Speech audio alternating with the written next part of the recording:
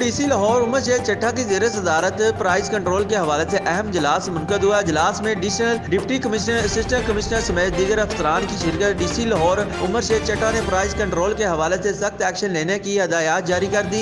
जुमेरात, जुम्मा और हफ्ते के रोज सख्त क्रैकडाउन अमल में लाने की हदायत भी जारी की। डीसी लाहौर उमर शेख चट्टा ने इजलास में कहा कि रोटी, नान, गोश्त, चीनी, आलू और प्याज, टमाटर की कीमतों पर किसी किस्म का समझौता न किया जाए। भारी जुर्माने आयद किए जाए। बरोज हफ्ता तमाम प्राइस कंट्रोल मजिस्ट्रेट की कारकर्दगी का जायजा भी लिया जाएगा। डीसी लाहौर उमर शेख चट्टा ने खाद की खरीदो फरोख्त के हवाले से भी मॉनिटरिंग की हदायत जारी की। जाली और ब्लैक में खाद फरोख्त करने वालों के खिलाफ सख्त क्रैकडाउन किया जाएगा। Sheikh Abdul Rahman, MD news Lahore.